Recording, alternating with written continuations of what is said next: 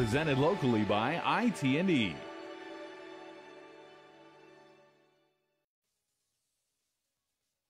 KUAM News Headlines is presented by CALVO'S Insurance, a legacy of trust, serving Micronesia since 1938. Matson celebrating 25 years of commitment to Guam, Micronesia, and the CNMI. Cars Plus, home of Guam's first and only lifetime powertrain warranty. Visit carsplusguam.com for details. McDonald's of Guam, I'm loving it, and King's Restaurant, serving your local breakfast, lunch, and dinner favorites for over 45 years.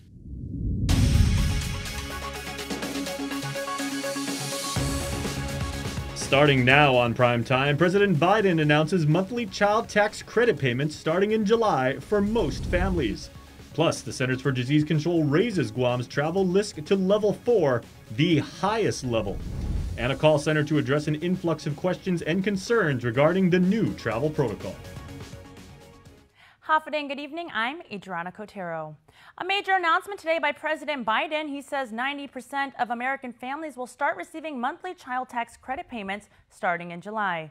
Speaking from the White House, the president says it will reduce taxes this year by $3,000 for each child under 18 and $3,600 for children under 6 years old. President Biden says all middle and working class families are expected to benefit, or roughly 39 million households. He says the child tax credit sends the message to families that help is here. The great news. You won't have to wait until your next year's tax return to get that break.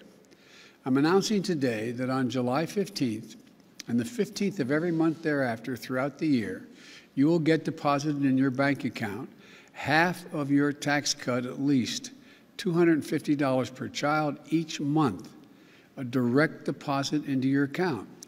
So if you're a working family with 2 kids, you're going to get $500 a month into your bank account on the 15th of every month starting July.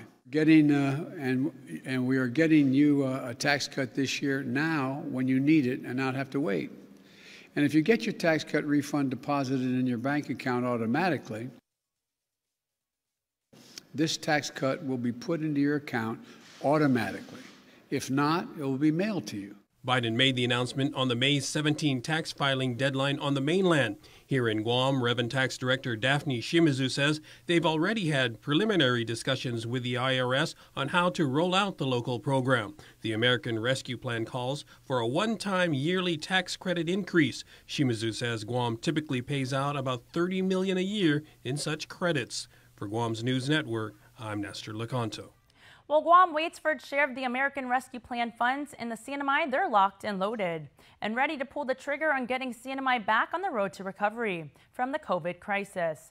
According to CNMI Governor Ralph Torres' press secretary, Kevin Bautista, about $200 million in ARP funds will be used to replenish lost revenue and keeping government employees working and paid. During the pandemic, the CNMI government furloughed anywhere between 400 to 500 employees. Additionally, funding will be used for economic diversification and enhancing tourism in Rota, Tinian, and Saipan by marketing to their key source markets of Japan and South Korea.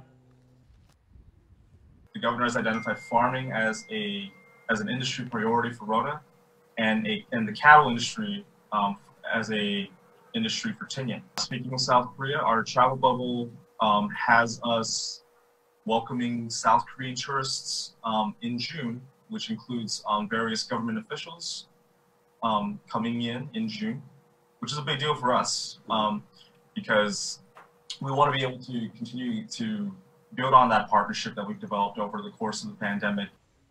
The CNMI governor also plans to use ARP funds to ensure their COVID-19 response remains successful and proactive.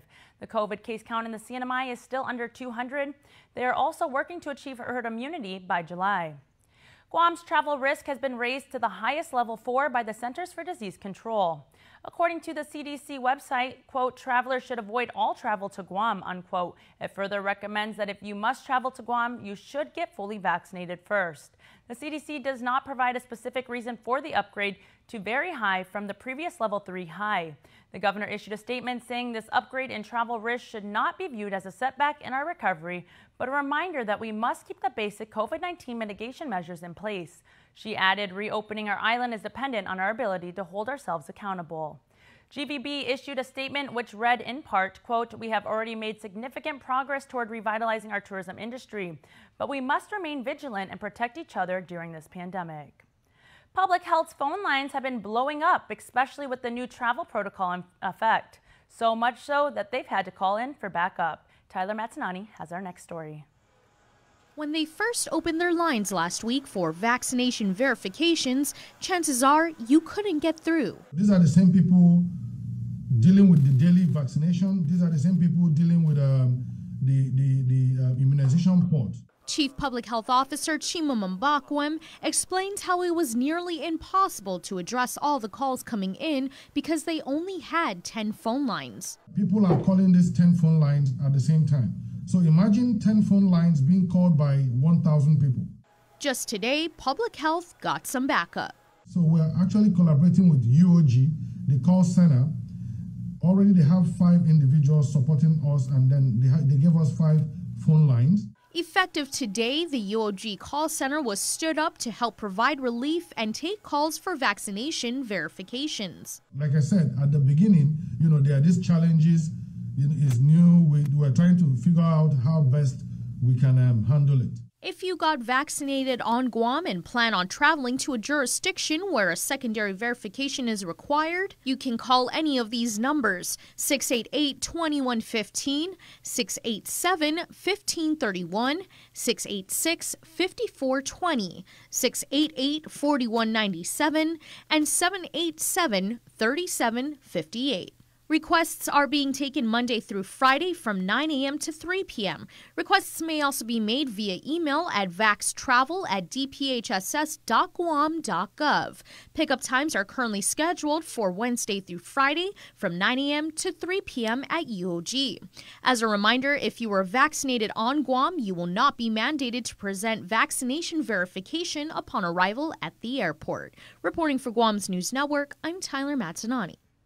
After Public Health greenlit the expansion of the age eligibility for the COVID-19 vaccine last week, the Guam National Guard has seen an increase of island residents choosing to get vaccinated against the coronavirus. KUAM's Isaiah Uggan has this report. It was last week Thursday when Public Health followed suit with the FDA and CDC approval of the Pfizer vaccine to be put in the arms of 12 to 15-year-olds. And since then, the Guam Guard has confirmed that there has been a growing amount of residents getting vaccinated. Joint Task Force 671 Public Affairs Specialist Janine Guzman said that compared to last week, this week's appointment booking rate, it went from 300 to 800 per day. She further stated that today the Guard expects to see 1,200 residents at the UOG vaccination clinic. Guzman said that Operation Liberate Guam continues to proceed smoothly, and the Guard continues to support DPHSS and the governor's efforts to bring the island to reach herd immunity or have 80% of eligible individuals to receive their vaccination. Meanwhile, Ontalon Middle School 6th grader Jacob, who is a Manilao resident, feels safer after he received his first dose of the Pfizer vaccine. The 12-year-old said his peers should get vaccinated.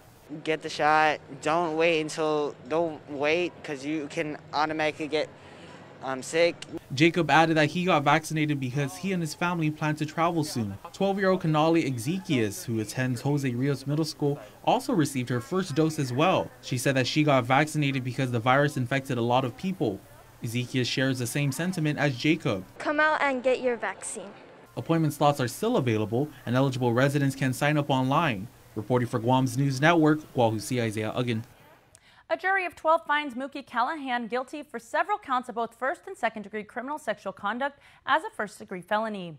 He was indicted for molesting 2 victims under the age of 10 years old beginning in 2011. According to the Office of the Attorney General, the case initially went before the trial court in 2013 and resulted in a conviction. However, the Supreme Court of Guam vacated the conviction, ruling that Callahan's due process rights to face his accusers were violated, and the case was remanded back to the trial court. Following the guilty verdict, Chief Prosecutor Basil Mellon stated, quote, "The verdict marks a great day for the victims. They have waited in anguish all this time," unquote. His sentencing was set for July 28th. He faces multiple life sentences. As of late this afternoon, jury deliberations got underway in former Airman Luis Vargas's rape trial. For the past 3.5 weeks, a jury of 12 has heard emotional testimonies, seen evidence, and sat through nearly 3 hours of closing arguments. is this really just a child that came before you, and no matter how hard it was and how much she didn't want to be here, she told you her story, and she did tell you what happened on the night of July 26, 2018. The night that officers arrested alleged perpetrator Luis Vargas for sexually assaulting a 9-year-old female who was his stepdaughter at the time. He faces 5 counts of both first and second-degree criminal sexual conduct, in which Assistant Attorney General Christine Tenorio makes her final arguments for the jury to find him guilty on all charges beyond a reasonable doubt. But when you're really asking yourself whose theory is more reasonable in this case, is it reasonable that this 9-year-old had it in her mental capacity to think of this grandmaster plan at 10:30 p.m. At night on some random day, that she knew what towel to tell the police to get, that she knew that somehow Mr. Vargas had previously ejaculated on the towel and she knew that there was evidence there, that she knew somehow that Mr. Vargas ejaculated on his shorts and was just walking around in the same shorts that he ejaculated on, and that she knew how to point this out to the police, all while being naked in bed as her mom is there. You have to really ask yourself, what is more reasonable in this case? And the government's position is that our theory is the more reasonable one. On the defense, representing Vargas are co-counsel's public defender Stephen Hattori and assistant public defender Teresa Rojas. In their closing arguments, the defense team argues that this is not based on theory but facts in relation to the DNA evidence, further pointing out that there were inconsistencies and contradictions between the testimonies and the allegations, and says it was all a clear product of coaching. You know, when there's a fire, right, firefighters look for the smoke, whether it's charcoal, tongue-in-tongue, trash, or yard debris. Fire produces smoke. In this case, the allegations are like a fire. All fire produces smoke. In this case, there is no smoke. And the reason why is there's no fire. After you deliberate, weigh all the evidence, we are confident you will agree that there is no smoke. This case basically eventually boils down to credibility of a witness. In the government's rebuttal, AAG Tenorio says at the end of the day, the defense theory is that DNA exonerated the defendant, but the prosecution's theory is that the DNA is consistent with every witness's testimony. Further, Tenorio reminds the jury to be careful with interpretations and to rely on their personal notes based on the evidence and testimony that was presented during trial. Vargas faces 25 years to life imprisonment. Local health insurer Take Care filed for a temporary restraining order in Guam District Court today to prevent the Administration Department from proceeding with the procurement of the Government of Guam health insurance contract. Take Care contends that a local law passed 2 years ago that requires bidders to include all Guam hospitals in its service network is unconstitutional. The company does not have a contract with the Guam Regional Medical City. It argues that the law is an improper delegation of authority that gives GRMC the discretion to determine who can qualify for the contract. It's seeking an immediate halt to any soliciting or awarding of the group health insurance contract until its complaint can be heard. It also filed a motion for a hearing no later than Thursday, May 20, the day before the health contract proposals are due. It's typically the single largest annual contract awarded by GovGuam. The Department of Corrections has revised its pandemic policy on who gets locked up following arrest. With more, here's Sabrina Salas-Matanani. The Department of Corrections is experiencing a different kind of surge. We haven't had anybody turned away recently in the last few weeks. During last year's second surge of COVID, DOC experienced an outbreak in the prison, which resulted in a policy to only accept violent offenders arrested for family violence cases, court-committed cases, and all other offenders were booked and released. We've updated the directive. On May 13th, more than 12 crimes were added to the list, including kidnapping, rape, child pornography, robbery, terrorizing, assault on a peace officer, human trafficking, and child abuse, to name a few. According to Major Anton Uggan, after discussions with the Guam Police Department and vaccinations of pretrial detainees underway in the Agana Detention Center, the additional crimes were added. We have a limited space at the Agana facility that where we quarantine the individuals. And so we have to be, we're being very cautious on, we don't want to receive people if they're just one, like theft of property or, smaller. I mean, I understand it's still a crime, but we're trying to manage our population. But we worked it out with GPD and we redid some of the charges on which we would accept. And basically now that's, to be honest, it's almost going to include every single person. According to the directive, if an arrestee is brought in on charges that aren't on the list, the final decision will be made by the warden. So if there is a question during the middle of the night about confining somebody, they have to call the warden, and he has to give the final approval whether to accept or not. That's only for the more rare cases. During last year's outbreak of COVID at DOC, more than 100 inmates, detainees, and officers had popped positive for the virus. Stick around for more news here on Primetime. You're watching KUAM. Get up-to-the-minute news, plus access to alerts, streaming radio, promotions, and more on your mobile device by downloading the KUAM News mobile app, available at the App Store now. Social distancing may be the new norm, but connection will always be our tradition. Through good times and tough times, we remain connected with you. Masks may be the new fashion, but protection will always be our style. You can always count on us to protect the things that matter the most. Sanitizing may be the new routine, but caring will always be our practice. We care about your loved ones and the things you value the most. And as we welcome our new normal, one thing remains certain: we will always be here for you. We're open and ready to serve you. CALVO'S Insurance, a legacy of trust.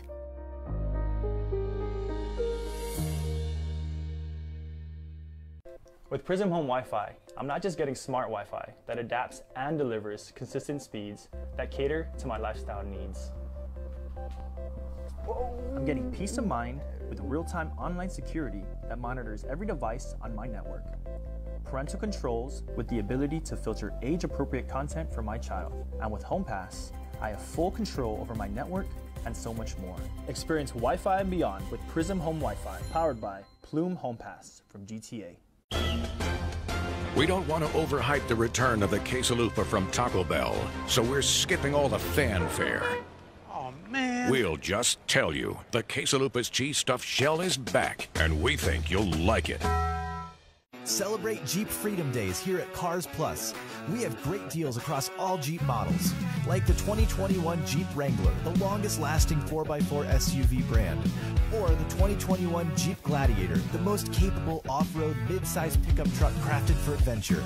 Plus, all vehicles come with Guam's only lifetime powertrain warranty. Call us at 477-7807 or visit carsplusguam.com to get pre-approved online today. It's a special delivery to your inbox every week with your KUAM News Roundup, program advisories, and promotions. Sign up for the weekly KUAM Digital Digest today on KUAM.com. Welcome back. The Guam Medical and Public Health Services Action Plan Task Force will be meeting this week to continue discussions on the construction of a new regional medical and public health center. According to Task Force Chairwoman GMH Administrator Lillian Posadas, they've narrowed it down to 2 sites, which is the Atacal and the Manila. We're not calling it Eagles Field anymore because Eagles Field is only 1 acre. So that area around Manila, which gives us 109 acres to build upon the campus of public health, GMA, a hospital, and a behavioral health, and the CDC lab that has been already approved in terms of funding from DOI. The deadline they've set to break ground on the new medical campus is October of next year. The governor said she plans to set aside $300 million out of the ARP funds to go toward the project. The well-being of children was of high concern when the island was placed on lockdown. Now that schools are slowly reopening, CPS reports there's been a huge increase in new cases. Tyler Matanani has more.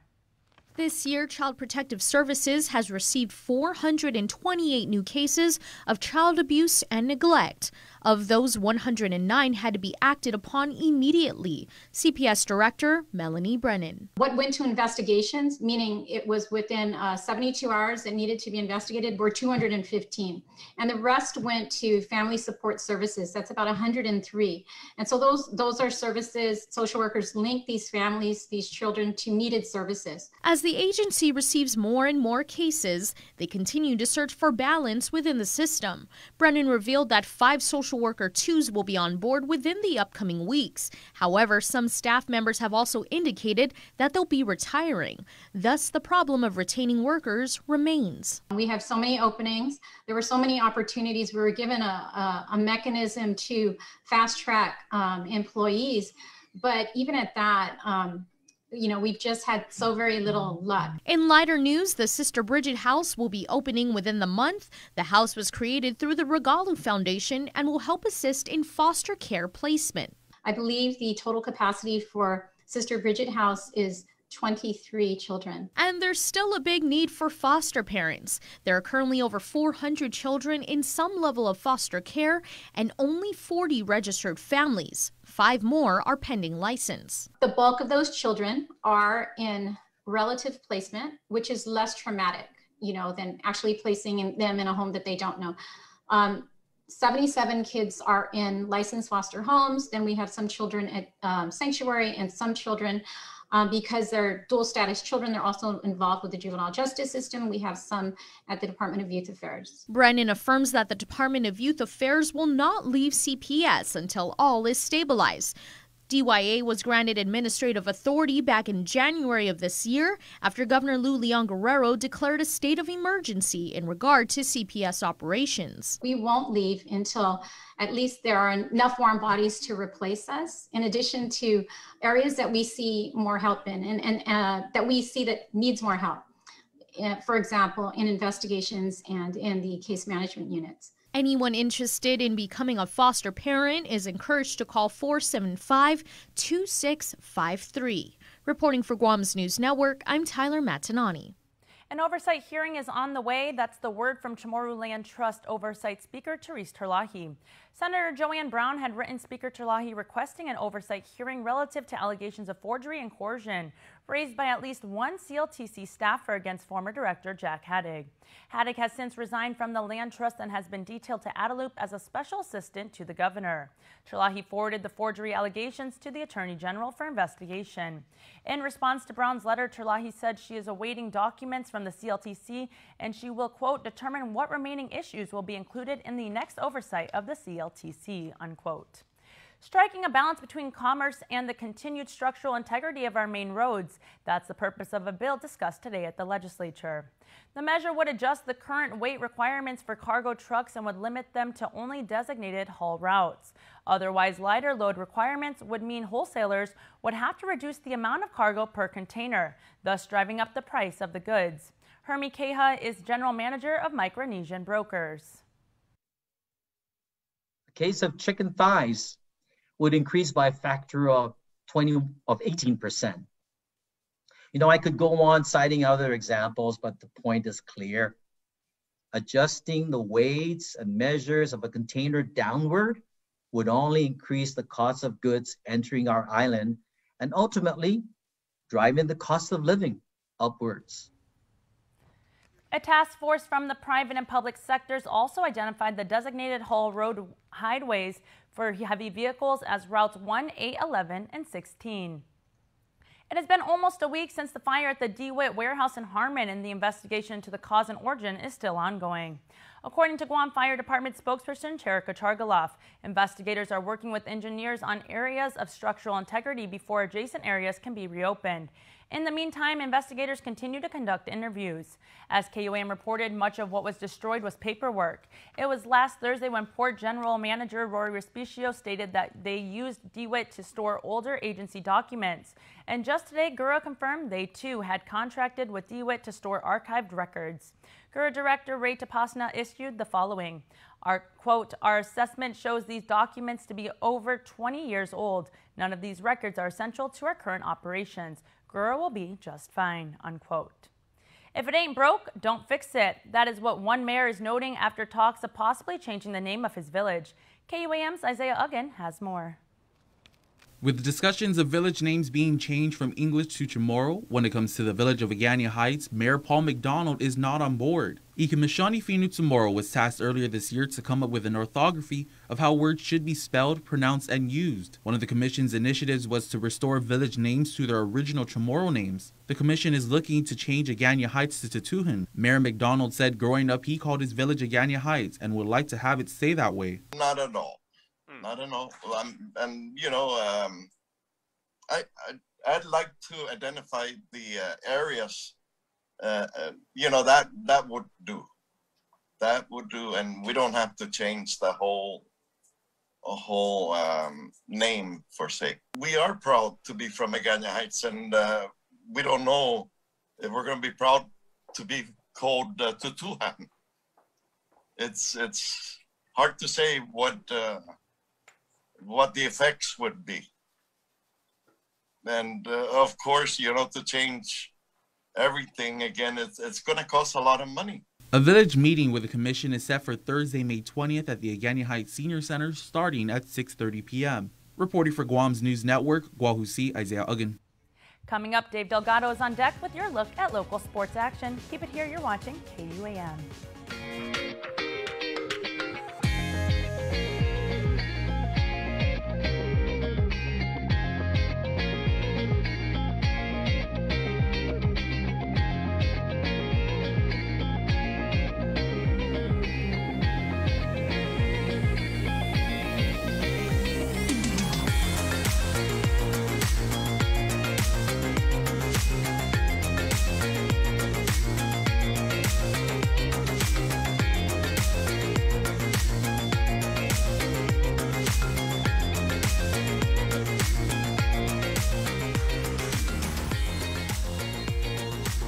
Your community calendar is brought to you by Taco Bell. Whether it's your first meal or your fourth meal, we've got you covered. Taco Bell, live Mas. Half a day. As we look ahead to a brighter tomorrow, Matson's commitment to Guam and Micronesia remains stronger than ever. While the world around us is ever changing, what remains unchanged is our commitment to you, our customers, and the island communities we serve. Shipping is what we do best, and serving our community is at the heart of everything we do. But we don't do it alone. This is why we support organizations that make caring for the people and the environment a top priority. We know that many count on Matson's lifeline services in the Pacific, and that's why we continue to work hard to ensure that our shipments remain on time all the time. Matson recently added another Aloha-class vessel to our schedule. We now have two of Matson's largest and fastest ships serving Guam from the U.S. West Coast and Hawaii. With our new state-of-the-art vessels, we stand ready to support the region's economic recovery. Thank you for the privilege of serving you for the last 25 years, and you can count on Matson to be here for the next 25 years and beyond. We knew it was time to make these when we started asking things like, wouldn't it be nice to be able to get a warm cinnamon roll right now? And why can't this kind of muffin come from the same place as a McMuffin? And isn't your coffee lonely without company from a glazed apple fritter? Well, consider these our three resounding yeses. Meet the new bakery sweets at McDonald's. Ba-da-ba-ba-ba. Half a day. Hi. That will be $20, please. I forgot my Mobile Smiles Driver's Rewards card. No worries. You can now use your registered mobile number to earn points. Can I use my mobile number to redeem rewards? Sure. Just show us your photo ID or driver's license. That's easy. KUAM Sports is brought to you by Docomo Pacific. Better together.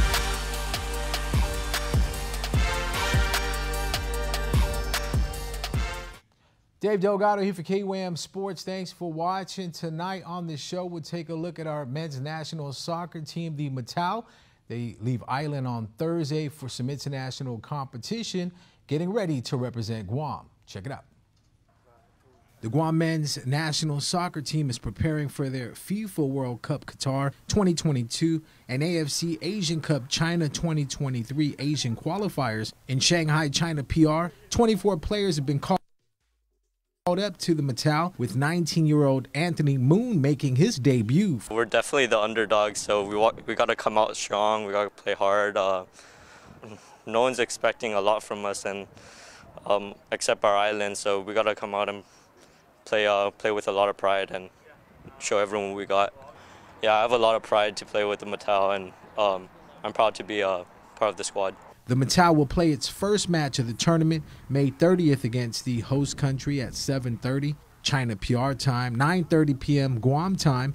Guam will next play the Philippines on June 3rd and will close out the qualification round against current table toppers Syria on June 11th. We recently just got these GPS units that we wear on our chest that measures our sprint speed, measures our sprint frequency, distance ran, and you can't hide from data. It shows our physio, new coach Pavo. He sees everything after every single practice, comes up to us, says, hey, you're not running, And that's something that you can't shy away. In the past, you might have been like, I was running, but now there's evidence to back it up. So we know how fit we are because we see the numbers. All matches will be played at the Suzhou Olympic Sports Center, according to the AFC website.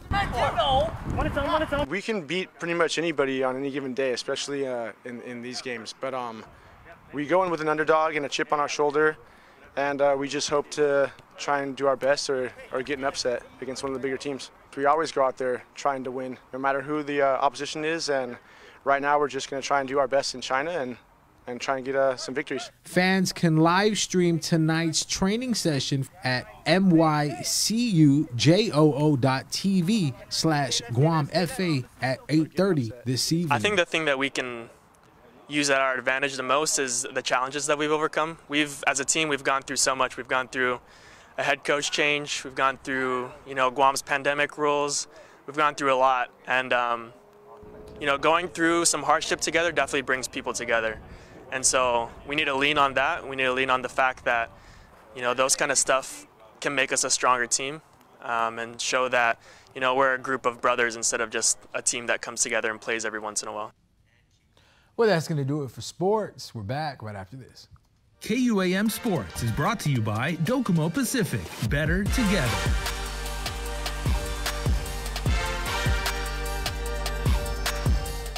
Guam's auto appearance specialist, Elegant Reflections, has been providing the automotive industry with professional detailing and car care products at its highest quality, from complete detailing, full interior detailing, exterior detailing, headlamp restoration, hand washing, seat and carpet shampoo, engine degreasing, undercarriage cleaning, paint sealant, fabric protection, paint oxidation removal, and so much more. Visit us at our new location. Call 646-5555 for an appointment. Elegant Reflections, Guam's auto appearance specialist, over 20 years of experience.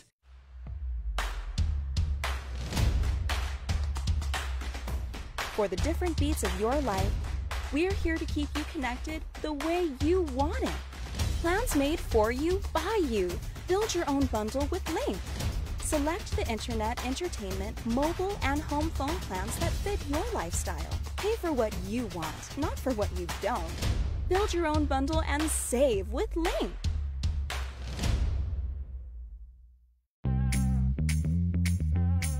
Take your shot, Guam. I got vaccinated. COVID ends with me. I got vaccinated for my son. COVID ends with me. I took to vaccinate so I can hug my Nana again. Take your shot, Guam. I don't want anybody else to get sick out there. Take your shot, Guam. Take your shot, Guam. COVID ends with me. COVID ends with me. I got vaccinated to get Guam back on track. Take your shot, Guam. Take your shot, Guam. Take your shot, Guam. And before we close out the news tonight, our latest round of birthday shout-outs from the Cold Stone Creamery Birthday Club. Happy birthday to Isadora Matagalai, who on this May 18th turns 18 herself. We love you is your shout-out from Aunt Claire and your Nino.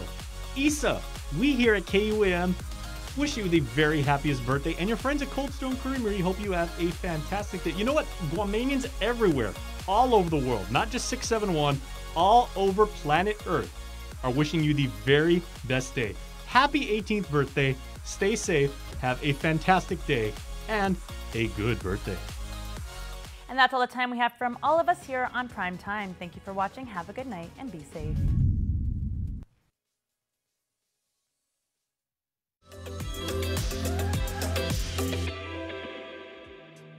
Hafa day, everybody. I'm Sabrina Salas Matinani, and welcome to your Health, Home, and Lifestyle edition of KUAM News Extra.